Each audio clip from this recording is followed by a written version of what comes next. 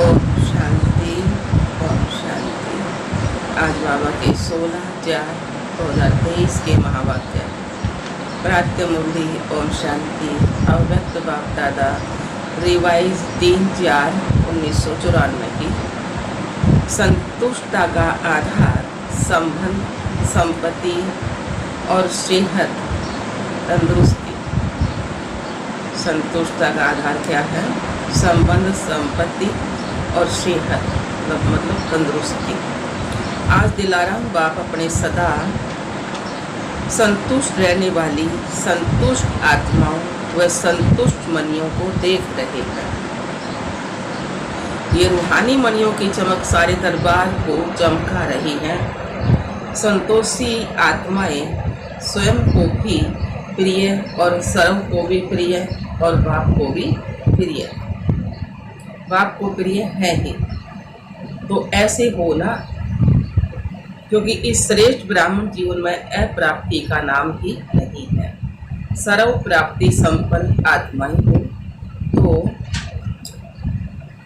जहाँ सर्व प्राप्ति है वहाँ सदा संतुष्टता सबतः और स्वाभाविक है ही।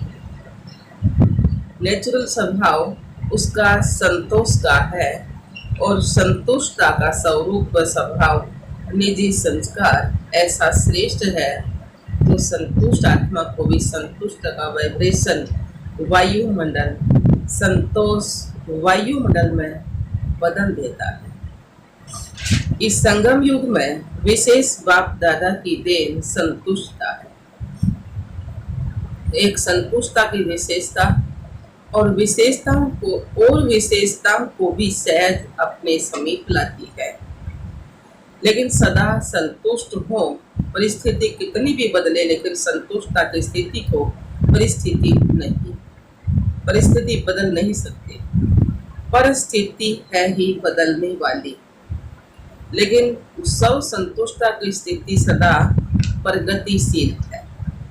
आपके आगे कैसी भी लाने वाली परिस्थिति ऐसे ही अनुभव होती है जैसे पपेट मतलब कठपुतली शो देखते हो ना। होता सब कुछ है लेकिन होता पपेट है। तो कैसी भी परिस्थिति पपेट शो लगता है ना। वह आजकल का जो फैशन है कार्टून शो अच्छा लगता है ना। होता तो शेर भी है, बिल्ली भी होती है, लेकिन होता क्या है? कार्टून होता है। कहानी पूरी होती है लेकिन है कार्टून की स्टोरी, रियल नहीं है। कभी भी कोई भी परिस्थिति आए तो यही समझो यह बेहद के स्क्रीन पर कार्टून शो चल रहा है।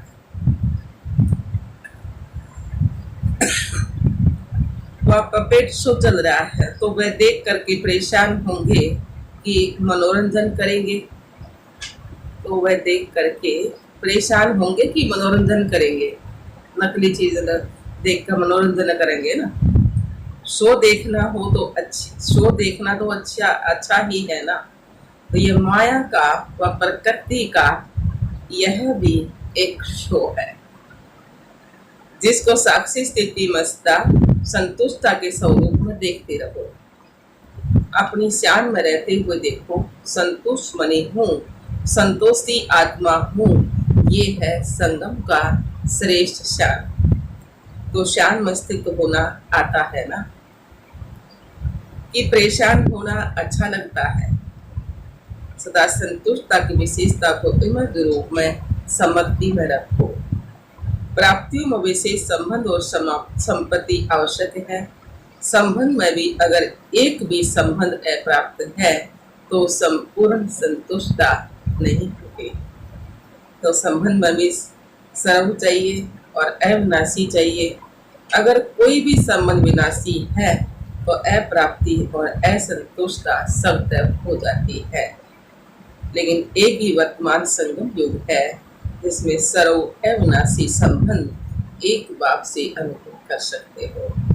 सतयुग में भी संबंध बहुत थोड़े हैं, सर्व नहीं है। लेकिन इस समय जिस संबंध की आकर्षण हो, अनुभूति करना चाहो, वो संबंध परमात्मा द्वारा अनुभव कर सकते हो। हर एक के जीवन में संबंध की भी अलग अलग पसंदी होती है ना, संबंध भी अलग अलग पसंदी होती है। किसको बाप का संबंध इतना अच्छा नहीं लगेगा, फ्रेंड ज्यादा अच्छा लगेगा, लेकिन एक समय पर और एक से सर्व संबंध प्राप्त है, सर्व प्राप्ति है कि कुछ रहा हुआ है ना, सब प्राप्ति है, कुछ भी रहा हुआ नहीं है। पीछे बैठे हुए क्या समझते हो, आज नए नए नव को आगे बैठने का चांस दिया है। अच्छा, तो इस कल्प में इस बार पहली बार आए हैं, वो हाथ उठाए। तो सबने हाथ उठाया, बाबा के भले पधारे तो सही। बाप दादा भी पदम गुना सने संपन्न वेलकम कर रहे, स्वागत कर रहे। नए होते भी कल्प के अधिकारी हैं।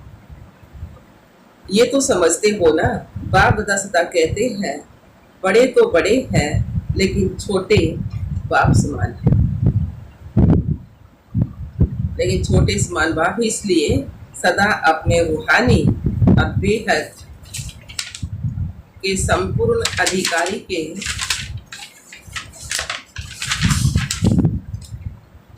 संपूर्ण अधिकार के निश्चय और नशे में रहो। बेहद का नशा है ना, हद का नहीं रखना। देखो कितने श्रेष्ठ अधिकारी हो जो स्वयं बाप ऑलमाइटी अथॉरिटी के ऊपर अधिकार रख दिया। परमात्म अधिकार, इससे बड़ा अधिकार और है ही क्या। जब बीज को अपना बना लिया तो वृक्ष तो समाया हुआ है ही। सर्व संबंधों का भी अविनाशी अधिकार ले लिया, और संपत्ति में भी अगर सिर्फ स्थूल संपत्ति है तो भी सदा संतुष्ट नहीं रह सकते।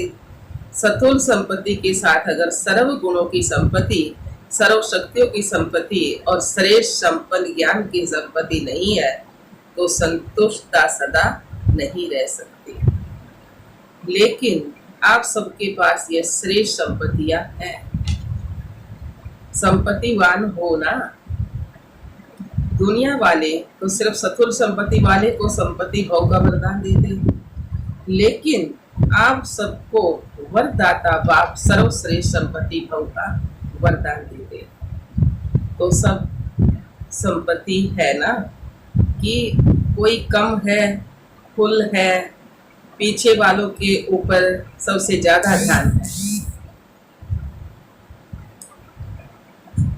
आगे वालों का ध्यान बाप की तरफ ज्यादा है और बाप का ध्यान पीछे वालों के ऊपर ज्यादा है।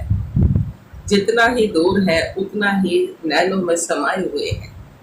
साकार वतन में तो साकार की बातें होती हैं। देखो परम धाम में आप सभी आत्माएं कितनी समीप होंगी, सभी साथ होंगे ना। और सूक्ष्म वतन में भी इतना बेहद है, जो जितना समीप आना चाहे आ सकते। लेकिन बच्चों का स्नेह निराकार और आकार को भी साकार बनाना चाहता है। तो बाप क्या कहते हैं, जी हजूर, जी हाजिर। बच्चे तो बाप के भी हजूर है, मालिक है ना। तो मालिक को हजूर कहा जाता है और बालक को भी मालिक कहा जाता है। तो सभी कौन हो, संतुष्ट बनिया, संबंध में भी संतुष्ट और संपत्ति में भी संतुष्ट। संबंध, संपत्ति और तीसरी होती है सेहत, मतलब तंदुरुस्ती। आप सभी तंदुरुस्त हो ना कि बीमार हो? तंदुरुस्त है ना, आत्मा तो तंदुरुस्त है ना। शरीर की कोई बात ही नहीं है, आत्मा सदा शक्तिशाली है। संगम पर श्रेष्ठ सेहत व तंदुरुस्ती है, आत्मा की तंदुरुस्ती है। इस समय की आत्मा की तंदुरुस्ती जन्म जन्म के शरीर की तंदुरुस्ती भी दिलाती है। लेकिन इस समय थोड़ा सा प्रकृति अपना रूप दिखाती है, इसमें भी कोई बड़ी बात नहीं है। यह भी कार्टून शो है, कार्टून शो है तो सब प्राप्तियां है ना। संबंध भी है, संपत्ति भाव भी है, सर्व संबंध भाव भी है और सदा तंदुरुस्त भव भी। तीनों वरदान वरदाता बाप से मिले हुए। तो वरदानों को समय पर कार्य में लगाओ। सिर्फ वरदान सुनकर खुश नहीं हो जाओ कि हाँ मुझे बहुत अच्छा वरदान मिला, या सिर्फ नोट करके नहीं रखो, लेकिन समय पर वरदान को काम लगाने से वरदान कायम रहते। अगर वरदानों को समय पर काम में नहीं लगाया तो वह वरदान फल नहीं देता। वरदान तो अविनाशी बाप का है, लेकिन वरदान को फलीभूत करना है। बीज तो है, लेकिन उससे फल कितना निकालते हो वह आपके हाथ में। कोई सिर्फ वरदान के बीज को देखकर खुश होते रहते हैं, बहुत अच्छा बहुत अच्छा, लेकिन फलदायक भी तो बनाओ। वरदान के बीज को देखकर खुश होते रहते हैं, बहुत अच्छा, लेकिन बाबा ने क्या फलदायक भी बनाओ।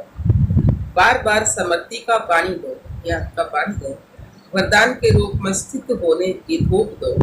फिर देखो वरदान सदा फलीभूत होता रहेगा और वरदानों को भी साथ में लाएगा, और वरदानों को भी साथ में लाएगा। वरदानों के फल स्वरूप बन जाएंगे। तो आज के त्रिवरदान को फलीभूत करना और समय पर जरूर याद रखना। समय पर भूल जाते हैं, पीछे पड़ते रहते हैं कि हाँ ये वरदान तो था। वरदानों को जितना समय पर कार्य में लगाएंगे उतना वरदान और श्रेष्ठ स्वरूप दिखाता रहेगा। तो सभी को वरदान मिलाना। अच्छा जी बाबा, चारों ओर के देश विदेश के सर्व संतोषी आत्माओं को, संतुष्ट मणियों को, सर्व प्राप्ति संपन्न आत्माओं को, जिन्होंने भी याद पत्र कारण आज के दिवस के भी भेजे हैं, तो आज के विशेष दिवस की भी सर्व बच्चों को याद प्यार पदम गुना स्वीकार हो। चाहे दूर बैठकर मन में दिल में मना रहे हैं, चाहे सम्मुख मना रहे हैं, कार्ड व पत्थर सब पहले वतन में पहुंचते, तो सभी के पत्थर कार्ड शुभ संकल्पों की याद, शुभ भावनाओं की याद के बाप दादा का विशेष याद प्यार और सर्व बालक सोमालिक बच्चों को नमस्ते। हम रूहानी बच्चों की रूहानी बाप दादा को याद प्यार, गुड मॉर्निंग, नमस्ते नमस्ते नमस्ते। हम बाबा के बच्चे सदा रहे हंसते और हंसाते। शुक्रिया बेटे बाबा, शुक्रिया। अभी बाबा दादियों से मुलाकात कर रहे हैं। सूक्ष्म इशारों की भाषा तो जानते हो ना, जैसे अव्यक्त बाप इशारों की ही भाषा जानते हैं। अव्यक्त वतन में तो नैनों की भाषा और इशारों की भाषा है, तो आप भी जानते हो ना, नैनों की भाषा जानते हो, साकार से सीखे हो ना। मुख की भाषा तो सुनी, अभी है नैनों की भाषा। नैनों की भाषा बड़ी प्यारी है, आवाज से परे तो जाना ही है, फिर भी बाप जी हजूर को करते ही। अच्छा, ये अव्यक्त बाप दादा की अब पर्सनल मुलाकात। पहला पॉइंट, स्वयं और समय पर भरोसा नहीं, इसलिए दृढ़ संकल्प से कमजोरियों को निकाल दो। स्वयं और समय पर भरोसा नहीं, इसलिए दृढ़ संकल्प से कमजोरियों को निकाल दो। सभी अपने को विश्व सेवाधारी अनुभव करते हो ना। विश्व सेवाधारी व विश्व कल्याणकारी वही बन सकता है जिसके पास सर्व शक्तियों का खजाना संपन्न है। तो सर्व शक्तियों का स्टॉक जमा है, सर्व शक्तियां हैं, वह कोई शक्ति है, कोई नहीं है। कभी कभी कोई कम हो जाती है। सदा अपने आप को चेक करो कि सर्व शक्तियां हैं, वह कोई शक्ति की कमी है। अगर कमी है तो उसके कारण को सोचो, क्योंकि कारण को समझेंगे तो निवारण कर सके। क्योंकि ये माया का नियम है कि जो कमजोरी आप में होगी उसी कमजोरी के द्वारा ही आपको माया जीत नहीं बनने देगी। तो वर्तमान समय भी समय प्रति समय माया उसी कमजोरी का लाभ लेगी और आगे चलकर जब अंत समय आएगा तो भी वो कमजोरी धोखा देगी।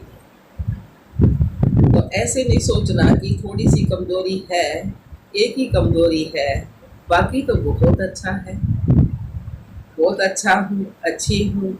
एक कमजोरी भी धोखा दे देगी। इसलिए कोई भी कमजोरी अपने अंदर रहने नहीं दो। अगर स्वयं नहीं मिटा सकते हो तो कोई का सहयोग लो, जो शक्तिशाली आत्माएं हैं उनका सहयोग लो, विशेष योग का प्रयोग करो।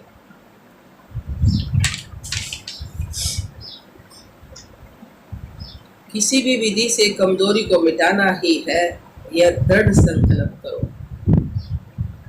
यह भी नहीं सोचो कि आगे चलकर हो जाएगा, नहीं, अभी से निकाल दो, क्योंकि स्वयं पर और समय पर कोई भरोसा नहीं है। ऐसे नहीं सोचो कि आगे चलकर ये करेंगे हो जाएगा, नहीं। आपका स्लोगन है अब नहीं तो कब नहीं। तो जो करना है वो अभी करना है, क्योंकि बाप समान है और आपका बाप से प्यार है तो बाप जैसा बनना ही प्यार का प्रैक्टिकल स्वरूप है। जितना बाप से बहुत बहुत प्यार है, इतना ही पुरुषार्थ से भी बहुत बहुत प्यार है। जितना बाप के प्यार के लिए फलक से कहते हो कि 100% से भी ज़्यादा प्यार है, तो ऐसे पुरुषार्थ के लिए भी कहो, सोचेंगे करेंगे नहीं। सब कमजोरियां खत्म, ये नहीं। शिवरात्रि मनाने आए हो तो कुछ तो बलि चढ़ेंगे ना। बाप दादा सभी बच्चों को संपन्न देखना चाहते हैं, पूरी तरह से संपन्न। बाप का प्यार है, इसलिए बच्चों की कमी अच्छी नहीं लगती है। बाबा का बच्चों से बहुत प्यार है, इसलिए कोई कमी कमजोरी बाबा को अच्छी नहीं लगती। तो क्या याद रखेंगे कि सदा संपन्न संपूर्ण रहना ही है। कि थोड़ी थोड़ी कंप्लेन करते रहेंगे, कंप्लेन खत्म, संपन्न बनना ही मनाना है। दूसरा बेस्ट है, वेस्ट को बेस्ट बनाना, अर्थात होली हंस बनना। वेस्ट को बेस्ट, कोई खराब चीज पड़ी उसने अच्छा बनाना, यही होली हंस बनना। सभी अपने को होली हंस अनुभव करते हो।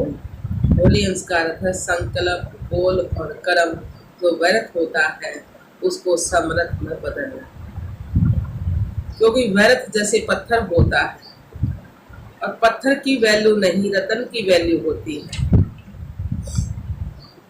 तो व्यर्थ को खत्म करना अर्थात होली हंस बनना। तो व्यर्थ आता है, होली हंस पूर्ण परख लेता है, ये काम की चीज नहीं है, ये काम की है। आप होली हंस हो ना तो व्यर्थ समाप्त हुआ। क्योंकि अभी नॉलेजफुल बने हो कि अगर अभी संकल्प, बोल या कर्म व्यर्थ गवाते हो तो सारे कल्प के लिए अपना जमा के खाते में कमी हो जाती है। जानते हो ना, नॉलेजफुल हो ना, तो जानते हुए फिर व्यर्थ क्यों करते हो। चाहते नहीं है लेकिन हो जाता है। ऐसे कहेंगे ना, जो समझते हैं अभी भी हो सकता है तो वो हाथ उठाओ। आप हो कौन? राजयोगी।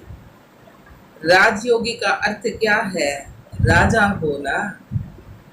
तो मन को कंट्रोल नहीं कर सकते। किंग में तो रूलिंग पावर होती है ना, राजा में तो रूलिंग पावर होती है ना। तो आप में रूलिंग पावर नहीं है। अमृत वेले और फिर सारे दिन में बीच बीच में अपना ऑक्यूपेशन याद करो कि मैं कौन, मैं एक राजा। क्योंकि काम करते करते ये समझती मर्ज हो जाती है कि मैं राजयोगी हूँ, इसलिए इमर्ज करो, ये नियम बनाओ। ऐसे नहीं समझो कि हम तो हैं ही राजयोगी। लेकिन राजयोग की सीट पर सेट होकर रहो, नहीं तो चलते चलते कर्म में बिजी होने के कारण योग भूल जाता है, सिर्फ कर्म ही रह जाता है। लेकिन आप कर्म योगी कंबाइन हो, इकट्ठे हो। योगी सदा ही रूलिंग पावर, कंट्रोलिंग पावर में रहे। योगी सदा रूलिंग पावर और कंट्रोलिंग पावर में रहे, फिर राजयोगी डबल पावर वाले कभी भी व्यर्थ नहीं सोच सकते। तो अभी कभी नहीं कहना, सोचना भी नहीं कि राजयोगी वेस्ट कर सकते हैं। तो ये कौन सा ग्रुप है? बेस्ट ग्रुप है, अच्छा ग्रुप है। बाप दादा को भी बेस्ट ग्रुप अति प्यारा है। क्यों? 63 जन्म बहुत वेस्ट किया ना, अभी ये छोटा सा जन्म बेस्ट ही बेस्ट है। अच्छा जी बाबा, वरदान दिया बाबा ने।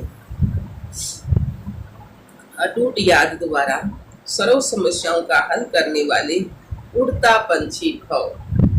अटूट याद द्वारा सर्व समस्याओं का हल करने वाले उड़ता पंछी भव।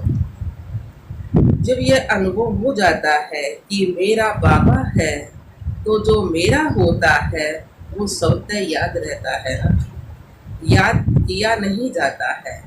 मेरा अर्थात अधिकार प्राप्त हो जाना है। मेरा बाबा और मैं बाबा का, इसी को कहा जाता है सहज योग। ऐसे सहज योगी पर एक बाप की याद के लगन में मगन रहते हुए आगे बढ़ते चलो। यह अटूट याद ही सर्व समस्याओं का हल कर उड़ती पंछी बनाए, उड़ती कला में ले जाए। यह अटूट याद ही सर्व समस्याओं का हल कर उड़ता पंछी बनाए, उड़ती कला में ले जाएगा। स्लोगन दिया बाबा ने, मनन शक्ति के अनुभवी बनो तो ज्ञान धन बढ़ता जाएगा। मनन शक्ति के अनुभवी बनो तो ज्ञान धन बढ़ता जाएगा। सूचना दी आज मास का तीसरा रविवार है। सभी राजयोगी तपस्वी भाई बहनें 6:30 से 7:30 बजे तक विशेष योग अभ्यास के समय अपने आकारी फरिश्ते स्वरूप में स्थित हो विश्व परिक्रमा करते हुए प्रकृति सहित सब आत्माओं को लाइट वाइट देने की सेवा करो। 6:30 से 7:30 बजे तक विशेष योग अभ्यास के समय अपने अधिकारी फरिश्ते स्वरूप में स्थित हो विश्व परिक्रमा करते हुए प्रकृति सहित सब आत्माओं को लाइट वाइट देने की सेवा करो। अच्छा, ओम शांति, ओम शांति।